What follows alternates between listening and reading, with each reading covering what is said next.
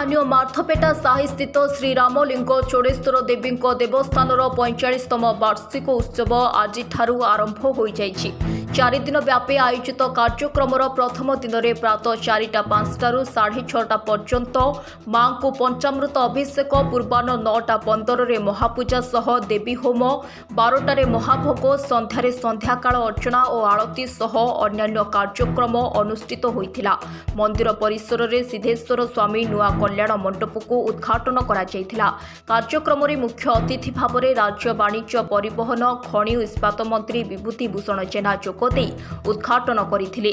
सम्मानित अतिथि भाव में ब्रह्मपुर विधायक के अनिल कुमार, स्थानीय कॉर्पोरेटर टी किशोर पात्र, पूर्वतन उपबाचस्पति रामचंद्र पंडा और वरिष्ठ बीजेपी नेता कान्हू चरण पति प्रमुख जोग देइथिले। सिद्धेश्वर स्वामी कल्याण मंडप चोड़ेश्वरी देवांग संघ पक्षरु आसंता 3 दिन धरी कार्यक्रम चालू रहिबो। एभली आध्यात्मिक कार्य बहु संख्यक भक्त सपरिवार जोग दे मां को विभु कृपा लाभ करने कल्याण मंडपर सभापति टी गोपी, देवांग संघ सभापति जे देवदास, पूजा कमिटी अध्यक्ष बाई रवि कुमार एवं मंदिर पूजारी एन उमा महेश्वर शर्मा प्रमुख निवेदन करिसेंती। बरहमपुर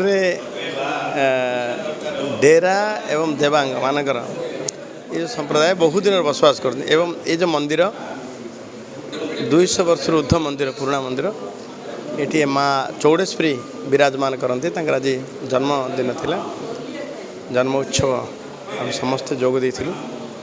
मो पाखे आमर पूर्वतन उपबाचस्पति रामचंद्र पंडा थे एवं बरहमपुर विधायक अनिल कुमार थे, आमर पूर्वतन जिला सभापति कान्हू चरण पति भी थे।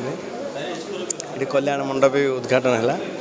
ये मत लगुच माँ चौड़ेश्वरी केवल डेरा देवांग संप्रदाय नुहति, ये समस्ते जमी पार्टिसिपेट कर समस्ते आसछन्ति। ये समस्त कल्याण लगे ये कल्याण मंडप आज उद्घाटित है। अनुष्ठान हूँ देवांगा जाति ब्रह्मपुर लोकंर आज कार्यक्रम आज हूँ आमर कुलदेवता माँ चौड़ेश्वरी 45तम जयंती उत्सव।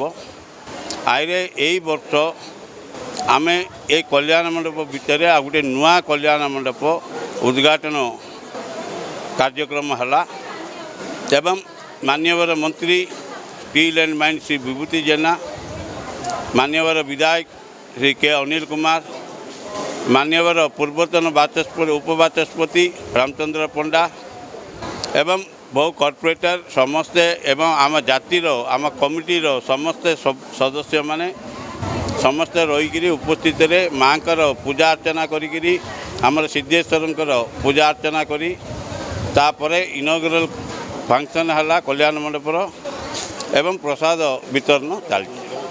ब्रह्मपुर मनोज पंडा रिपोर्ट न्यूज एक्स ओडिया।